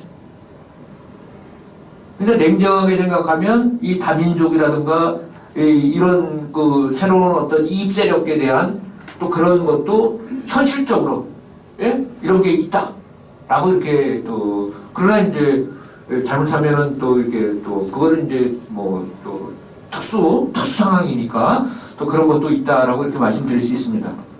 그래서 이 만주나 러시아 문제가 과거의 문제만이 아니라 현재와 우리의 미래의 문제이기도 하다. 그래서 이런 부분과 관련해서도 관심을 많이 가질 필요가 있겠다라고 말씀드릴 수 있죠. 네. 지금 이제 러시아가 전쟁 중인데도 네. 우리나라도 지금 여기 성남에 중병원 같은데 네. 러시아 사람들이 건강검진이나 의료 차원에서 굉장히 많이 와 있더라고요. 아 그래요? 네. 네. 제가 깜짝 놀랐어요. 네, 네. 신관이 새로 생겼는데 네. 러시아 사람들이 굉장히 많고 또 통역하는 사람들이 보도인들 같은 한국 사람처럼 생긴 사람도 있고 러시아 사람 생긴 사람도 있고 러시아하고 우리나라 말도 굉장히 유창하게 잘해요. 네네. 그리고 제가 여행해봐도 뭐 조지아도 그렇고 이번에 저쪽에 차나우도 가서 또 러시아 사람들이 너무 많아서 이 사람들이 전쟁을 하는데도 이렇게 자유롭게 막내가 쉽게 하나 그게 조금 궁금했어요. 네, 맞습니다. 그리고 이제 러시아에서 오시는 분들이요. 러시아에서 오시는 분들이 대체적으로 이 극동 지역 쪽 사람들이에요. 이 사람들이 모스크바 가는 것보다 이쪽으로 오는 게 훨씬 싸요. 굉장히 많아요. 네, 그래서 이제 주로 그래서 이제 이게 비행기가 대체적으로 이제 그 러시아 블라디보스톡에서 북경 제가 들어갈 때는 그 이제 북경에서 블라디 들어가고 블라디에서 나올 때는 저기 상하이로 나오거든요. 근데 우리가 먼저 끊었어요, 러시아하고. 그러니까 우리 뭐 냉정하게 하면 한국은 이제 미국에 이제 이렇게 미국하고 가장 가깝게 또 지금 현재 윤석열 정부에서는 한미일 안보 동맹을 엄청 강조하잖아요. 근데 이제 미국이 이제 우크라이나의 전쟁의 대표적인 이제 스폰서 아닙니까? 그러다 보니까 이제 한국이 먼저 이렇게 그 항공을 차단시켰거든요. 그러나 러시아 사람들이 합리적인 적으로 해서는 한국에는 지금 현재 배로해서 러시아 사람들이 그러니까 지금 그 배가 장사가 엄청 잘 돼요. 가격이 2배로 뛰었어요. 왜냐면 러시아 애들이 한국으로 들어와요. 그리고 한국에 정착하는 게 아니라 대체적으로 트랜지트예요, 그것도. 그러니까 따뜻한 남쪽 나라로 이게 그러니까 우리가 생각하는 그러니까 저도 가는 거죠. 근데 요새는요 이야기 들어보니까 러시아가 전쟁 전보다도 더 잘 산대요. 네, 그 스타벅스하고 이런 것도 다 내보내고 자기네가 접수하고 이름만 뭐 스타벅스인데 스타 뭐라고 이렇게 바꾸고 코카콜라도 내보내고 코카 뭐라고 해서 이런 그러니까 자체적으로 그리고 이제 인구가 많잖아요. 어쨌든 간에 1억 이상이 되니까 자체 내수만 갖고도 또 얼마든지 되는 좀 나라거든요. 1억 4천 정도. 네, 1억 4천 정도잖아요. 그러니까 기본적으로 우리는 경제가 내수 자체로 되는 나라가 아니잖아요. 일본만 하더라도 내수 자체로 경제가 돌아가는데 러시아는 그렇기 때문에 뭐 지금 전쟁하는 나라인지 아닌지 모를 정도로 그렇게 경제도 호황이고 또 이제 이 오시는 분들은 중앙아시아 있죠. 그쪽에서도 고급 관료나 부자들은 거의 다 한국으로 들어와요. 의료 된 지가 오래됐죠. 그리고 이제 엘리베이터 같은 경우는 러시아 말까지도 써 있을 정도니까 여기 강남 세브란스라든가 등등. 그러니까 또 거기는 뭐 그 웬만한 사람들 그리고 백값이 얼마 안 해요. 백값이 원래는 20만 원이었는데 지금 35만 원으로 올랐어요. 편도가. 예? 그러니까 블라디 가는 게. 그러니까 뭐 그 사람들은 대체적으로 캄차카라든가 이 야쿠츠 쪽에서도 블라디로 와서 하바롭스크 공항도요. 하바롭스크 공항도 굉장히 그 비행기들이 많아요. 거기서 중앙아시아 가는 비행기라든가. 그러니까 러시아가 항공이 대중항공이 굉장히 발전해 있거든요. 그리고 돈 있는 사람들도 굉장히 많아요. 그러니까 뭐 우리가 생각하는 그런 개념하고는 다른데 우리가 너무나 또 저거가 돼 있는. 그리고 우크라이나 사람들도요 많이 돌아다녀요. 지금 제가 이제 또 여기 성남에 한국중앙연구원 있잖아요. 거기 28개국 대학생들한테 제가 또 강의 요 연방학 때 2번 했는데 걔네들 가운데 우크라이나에서 온 애들도 많아요. 키예프에서 온 애들도. 그러니까 우리가 생각하는 것처럼 왜 이렇게 계속 우리는 전쟁한다면 계속 막 끊임없이 막 폭탄 떨어지고 뭐 이런 걸 생각하잖아요. 근데 가끔 떨어지나 봐요. 아니 근데 저 네.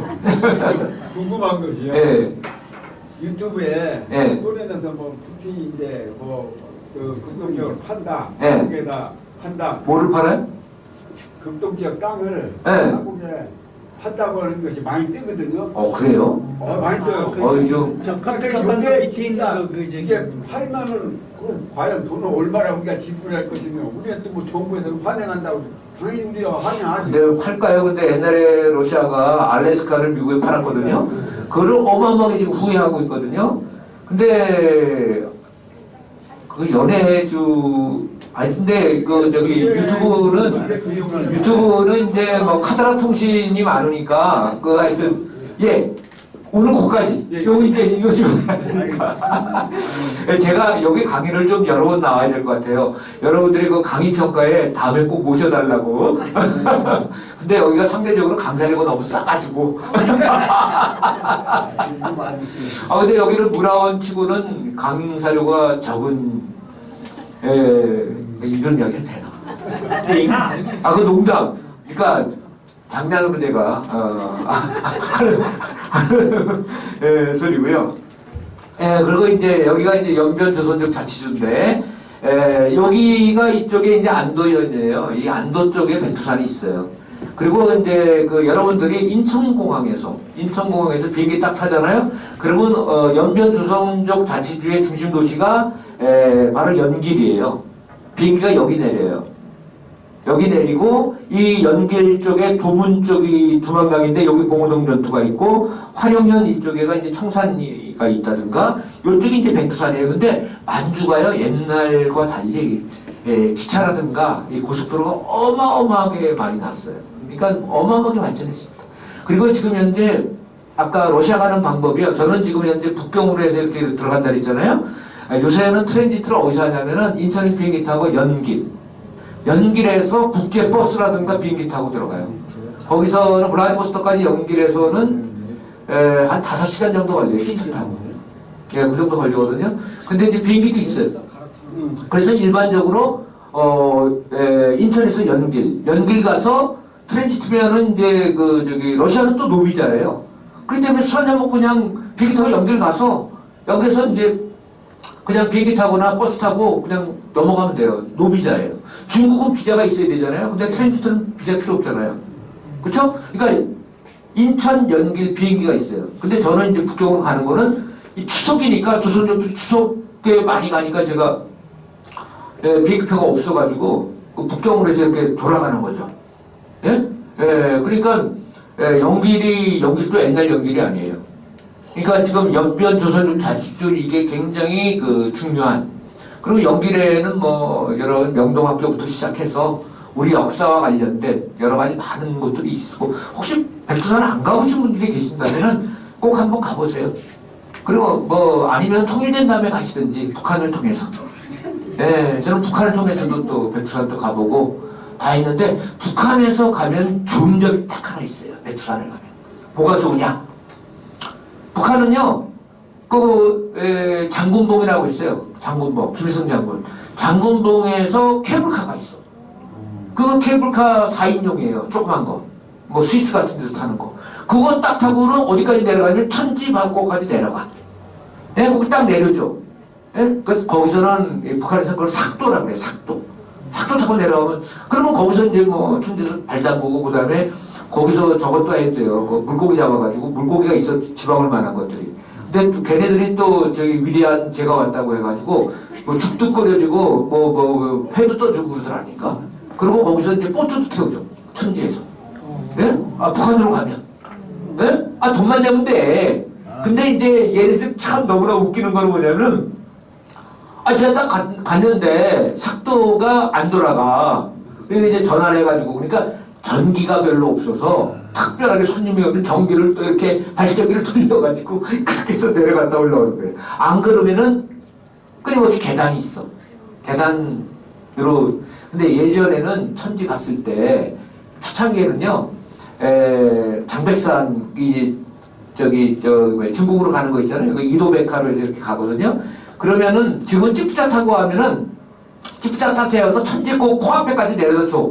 거기서 이제 조금만 이렇게 그냥 한 100m도 아니야. 그 조금 올라가면 그 천지 다 보잖아요. 어? 근데 예전에는 그 장벽폭포 쪽으로 해서 저희가 걸어서 거기까지 가서 천재 발도 담그고 이제 소주 한 잔 마시고, 예? 이 초창기에는 그랬어요. 근데 지금은 뭐 아예 이제 안 되잖아요. 근데 이제 북한으로 가면은, 그러니까 지금 안 가신 분들은 다음에 북한으로, 예? 예? 뭐 김정은이가 뚱뚱해가지고 오래 살겠어요, 그지? 북한도 물가에 나무 플랫폼 나무 계산을 해놓고 나무가 아니야. 그건 내가 보니까 콘크리트도 돼 아니, 있는데. 나무로 플랫폼과 계산을 해놓고 네, 네. 물에 손도 못 대게 합니다. 아니, 이거 발 세월 담그고 좋은데. 그거는 이게 한 30년 전 얘기고 지금 그랬다가는 그냥 체포돼요. 저는 이제 보육부에서 저를 보호해주는 사람이니까. 네, 그래서 특별 스페셜로. 네, 스페셜로. 그러니까 그쪽에서 저를 아주 좋아해요. 왜냐하면 제가 저걸 하는 사람이거든요. 항일 무장투쟁 전국대잖아요. 그리고 북측 사람들 만주나 러시아 오면 제가 안내를 하거든. 예? 해설을 해주는 사람이기 때문에 북측에서는 가능하면 저한테 북측을 많이 보여줘서 남한에 가서 북측 책도 좀 쓰고 사진도 찍고 그래서 가능하면 저한테 이제 많이 보여주는. 예? 저희는 이제 그런 쪽을 하는 사람이니까. 친북 교수님인 거야? 저는 한국에서 대표적인 우파. 그래. 예? 우파. 예. 그리고 김일성 진짜도 안 꺼내요. 예? 그리고 그러나 또 저쪽은 욕도 안 해. 예? 예, 욕도 안 해. 예. 그러니까 저는 뭐 대표적인 우파죠. 예, 한국에서. 예, 우파고. 근데 제가 항일 무장투쟁을 전공하니까 저쪽에는 우리가 이제 북측하고 학술회의를 할 때는요, 북측은 항상 원하는 게 있어요. 항일 무장투쟁을 주제로 하고 싶다. 북측은. 왜냐면은 얘네들 학술회의를 항상 선전장으로 만들고 싶거든요. 근데 어거이 수령님을 이야기하려면 주제가 항일 무장투쟁이어야만 짐을 이야기할 수 있잖아요. 그렇죠? 그러니까 파트너가 누구예요? 제가 항일 무장투쟁을 전공하는 사람이니까 우리 같은 사람을 그리고 우리들 같은 사람한테 자꾸 수령님이 굉장히 많이 했다는 거를 일일이 확인시켜주고 우리가 말하는 게 구라가 아니다.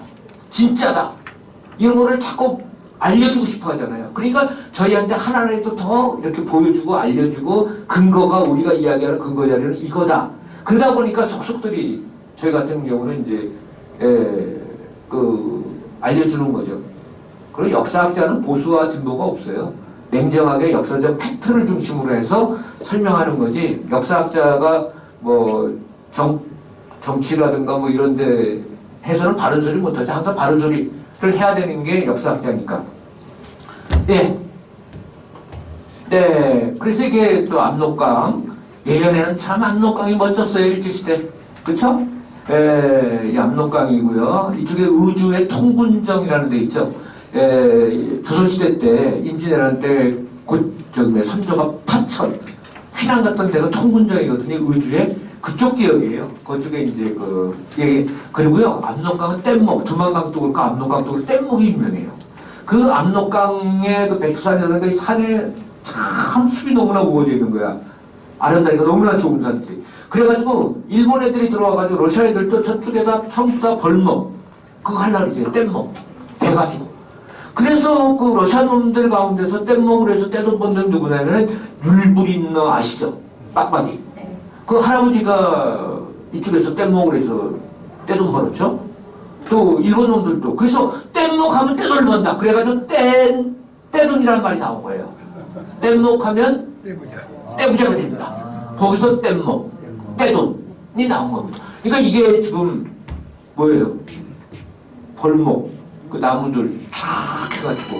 그렇기 때문에 그게 어디로 내려오냐면은 압록강 쪽에 신인주로 내려오거든요. 그래서 신인주에서 가장 발전한 사람이 뭐냐면은 목재업이에요. 목재업. 제지공장, 종이공장.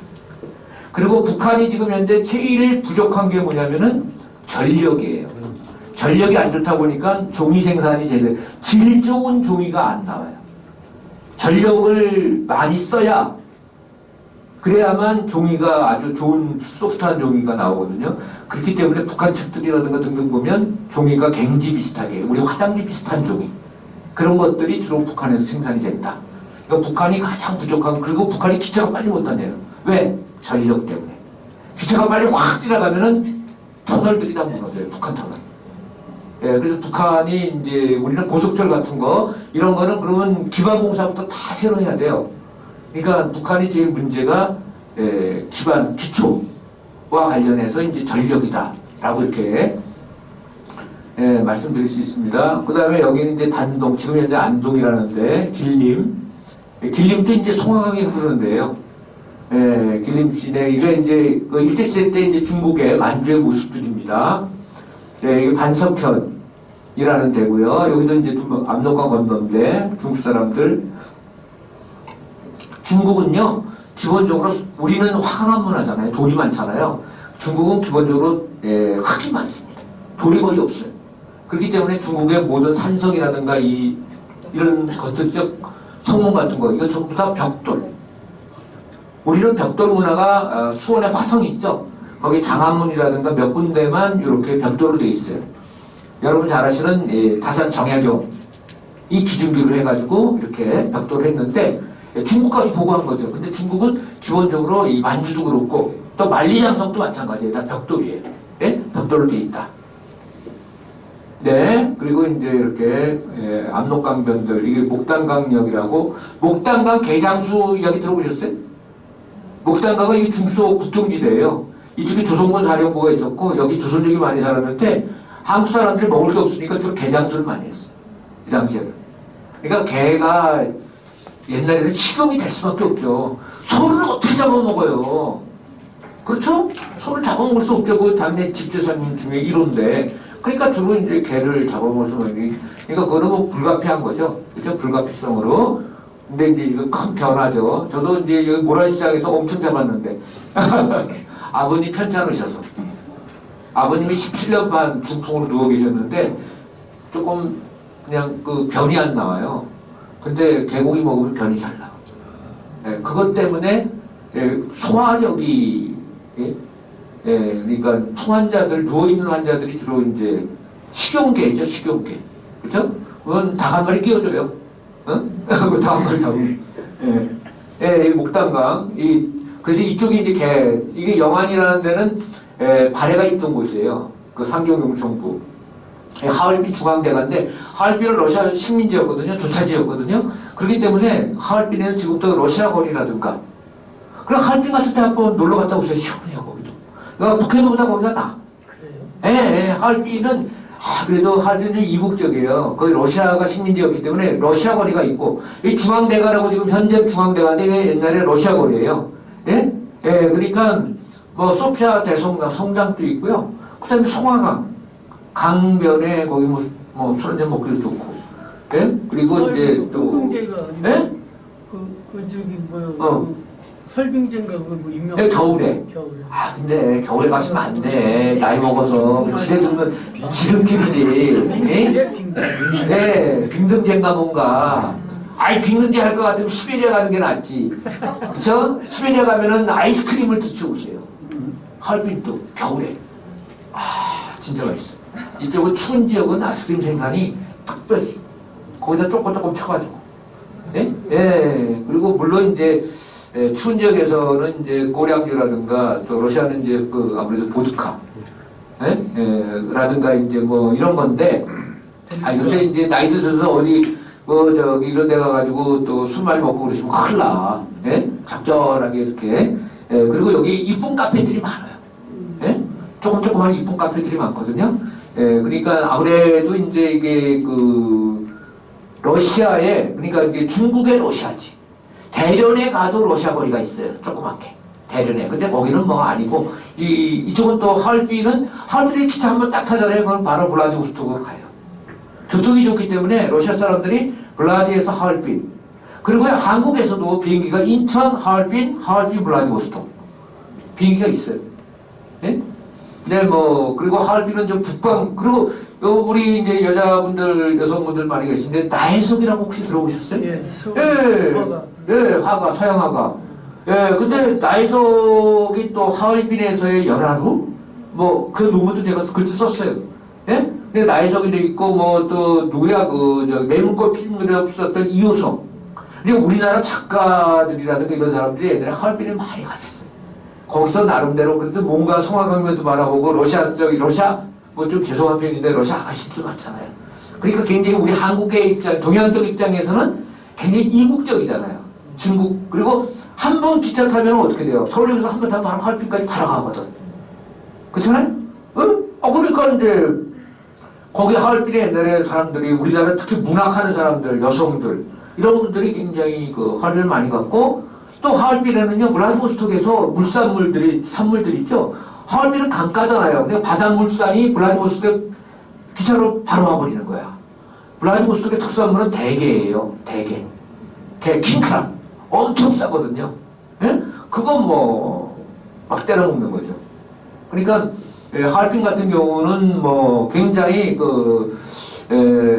다문화를 또 느낄 수 있을 뿐만 아니라 뿐만 아니라 굉장히 뭐랄까 이국적인 또 우리 한국 여성들한테 특히 또 문학인들이 그래서 이제 모던 호텔이라고 해서 옛날에 우리나라 사람들이 머물렀던 그 호텔도 있어요. 예? 거기서 또 한 숙박도 하시고. 그러니까 여기가 또 괜찮아요, 하얼빈. 근데 추울 때는 가지 마시고, 추울 때는 가지 마시고, 봄, 가을이 아무래도 좋죠, 뭐. 그죠? 그리고 이제 우리 역사 속에서는 왜 여기를 자꾸 가냐면 안중근 의사의 의거지하고, 그 다음에 이제 그 생체 실험했던 731 부대. 뭐 이런 게 있는데, 731 부대 같은 데는 가지 마세요. 저는 뭐 역사의 현장이라고 해서 사람들 자꾸 하는데, 이건 너무 무섭더라고. 예? 한 살씩 나이 먹으면, 가능하면 해피하게, 즐겁고 좋은 거, 그렇잖아요? 예? 뭐든지 긍정적으로 생각하고, 해피하게 이렇게, 예? 그 지갑 잡고 열고, 그죠? 뭐, 연금 많이 안 받으세요? 나만 많이 받나? 예, 하여튼, 네, 이 하얼빈역의 모습들이, 두만강 다리. 네, 이쪽이 이제 연변 쪽이고, 훈춘이고, 도문이라는 데고 이쪽이 이제 남양이라는 데입니다. 두만강다리 뭐 이렇게 도나 연길이라든가 하여튼 뭐 옛날 사진들 조금 이렇게 좀 훈춘이라는 데는 바로 이제 러시아하고 접경지대거든요. 그래서 러시아 여러분이 이제 정말 땅 투자하지 마세요. 황금성이 적으니까 옛날에는 한국 사람들 가운데 기업하는 사람들이 지금 훈춘 가서 땅을 많이 샀어요. 현대가 훈춘에 지금 여의도만한 땅을 샀어요. 왜냐면 훈춘이 있고 러시아의 핫산이 있고 여기 북한이에요. 북한은 이제 선봉지대예요. 낮은 선봉지대. 이 삼각지역이거든요. 두만강. 그래서 근데 그래가지고 중국의 지도자인 강택민 있죠. 훈춘을 엄청 발전시켰어요. 근데 훈춘이 근데 변방이야. 소련하고 붙어 있어. 그러니까 여기 가면은 간판이라는 게 이게 중국하고 러시아하고 다 돼 있어. 근데 아까 제가 말씀드렸죠. 장춘이라고. 길림성의 성도. 예. 또 만주국의 수도가 장춘이잖아요. 그러니까 인천에서 장춘 가잖아요. 그러면 비행기를 타는데 장춘에서 어디야? 훈춘까지 고속철이 나 있어. 촥 가게 돼 있어. 그러면 그게 훈춘에서 러시아 블라디보스토크로 바로. 그러니까 훈춘이 근데 이제 그게 우리 남북 관계가 좋을 때는 엄청 발전했는데 그리고 이제 중국은요 동해안으로 항구가 없어요. 중국은 동해안으로 항구가 없습니다. 그래서 훈춘 쪽으로 해가지고 북한하고 계속해서 교섭을 해서 나진이라는 항구가 굉장히 수심이 깊어요. 큰 배가 들어올 수 있어. 그래서 훈춘 나진 선봉. 그 다음에 이제 러시아 쪽은 핫산이에요. 핫산에서 딱 이렇게 손가락 끄는 사람이 바로 누구냐? 안중근이에요. 예, 그러니까 이쪽 지역이 지금 현재 굉장히 중요한 지역이다라고 이렇게 말씀드릴 수 있겠습니다. 제가 오늘 여러 가지 이야기들을 했는데 뭐 독립운동사보다 조금 만조에 관한 일반론을 조금 말씀드렸습니다. 한 5분 남았는데 혹시 질문 같은 거 있으시면 제가 또 더 이렇게 좀 궁금하신 거 있으면 말씀을 드릴게요. 지도에서 네. 간도에 예, 간도가 참 애매해요. 예? 간도, 그냥 간도. 그냥 일반적으로 간도 그러면은 두만강 건너 연변조선족 자치주가 있는 지역 있죠? 거기를 일반적으로는 간도라고 그래요. 북간도 서간도. 예, 일반적으로 간도 그러면은 지금 현재 속된 말로 북간도를 의미해요. 그러니까 북간도가 지금 현재 연변조선족 자치주 있는 지역이 북간도예요. 근데 보통 간도 그러면 북간도를 의미하는 거예요. 지금 현재 행정구역으로 보면 정확하게 이야기할 수는 없지만 연변조선족 자치주가 있는 연길, 활용, 왕청, 훈춘, 도나, 뭐 이쪽 안도 이쪽 지역을 이제 일반적으로 아까 연변조선족 자치주 지도 하나 있었죠. 그쪽이 일반적으로 간도 또는 북간도. 그 다음에 압록강 건너를 서쪽에 있다고 그래서 서간도. 근데 이제 서간도, 북간도라고 하지 않고 보통 간도 이렇게 표현하는 경우가 있거든요. 그럴 때는 사실은 북간도를 의미해요. 그리고 간도라는 거는 원래 의미는 사이섬이라는 뜻이에요.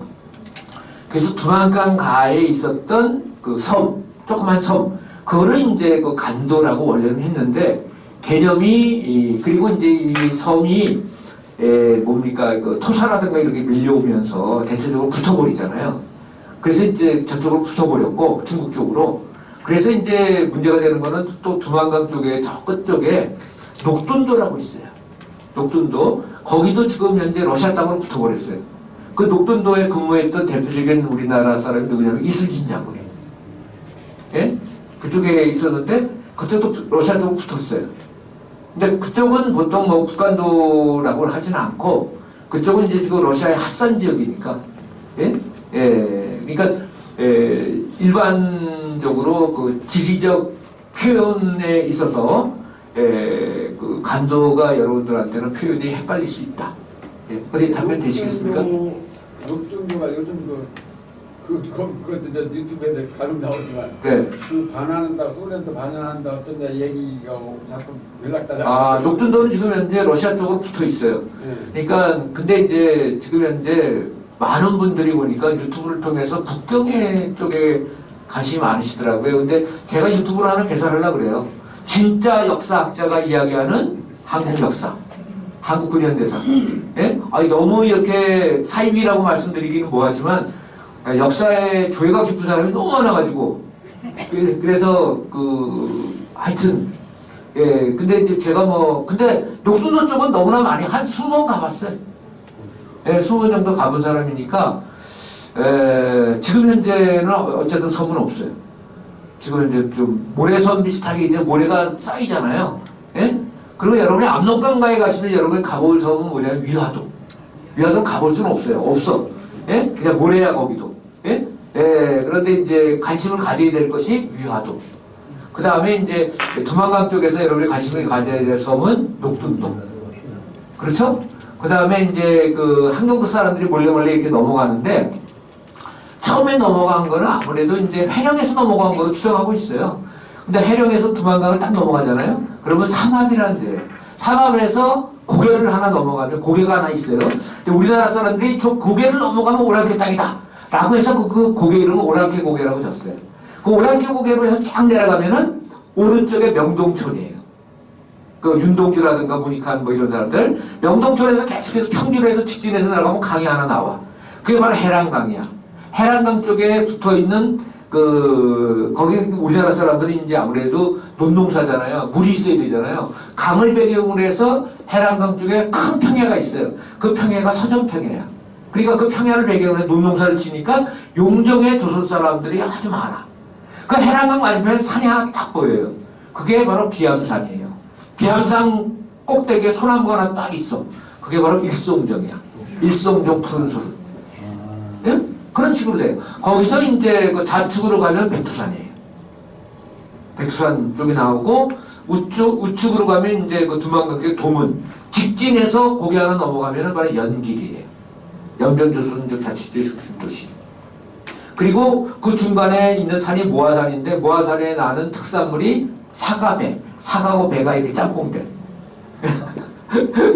별거를 그러니까 또 혹시 선생님 네. 저번에 수업하시고 쌤과 함께 그거 재밌게 잘 봤거든요. 아이고, 감사합니다. 예, 그래서 나도 제가 봤지. 이제 아이들한테 가서 예. 이제 수업 같은 거를 좀 많이 하고 있고. 오, 예. 제가 지금 이제 유관순 누나 묘에 대해서 네네. 설명해 주니까 굉장히 재밌어 하더라고요. 네네, 그거 안타까워요. 저도 예. 처음이었고. 네, 맞습니다. 저희는 지금 외인 이태원 외인 아파트 그 밑에 있다고. 네네, 맞습니다. 처음에는 이제 거기 있었는데 나중에 이장할 때 하여튼, 예. 조금 궁금한 게 네. 이태원 외인 아파트가 언제 지금 건축됐는지, 만약 이렇게 재건축되거나 이런 과정에서 거기 뭐 어디 있는지 확실히 알면은 지금은 이렇게 그거를 우리가 이제 유가신도라면이나 또 이제 그렇죠. 뭐 안주근 의사면 네네.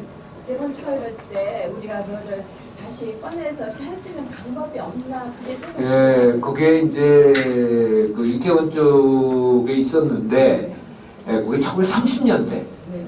묘지를 없애고 거기가 이제 1930년대 주택가로 이제 바뀌다 보니까 거기를 전체적으로 이제 이장을 할 때 대체적으로는 이제 마무리 쪽으로 이장을 했는데, 속된 말로 이제 무연고 묘지인 거예요. 그리고 요새도 그렇잖아요. 묘지 같은 게 있으면 이장 공고 비슷하게 이렇게 그거를 붙여놓거든요. 그러면은, 그런데 이제 유관수 같은 경우는 이제 뭐 어머니 아버지 다 돌아가시고 우리가 이제 불량한 조선인이다 보니까 그가 이게 묘를 이장하서는 안 나타나는 거죠. 그러니까 무용고자로 이제 처리가 된 거예요. 그러니까 그 무용고자들만 모아서 그거를 통째로 집단묘 비슷하게 마무리에 이제 한 거죠.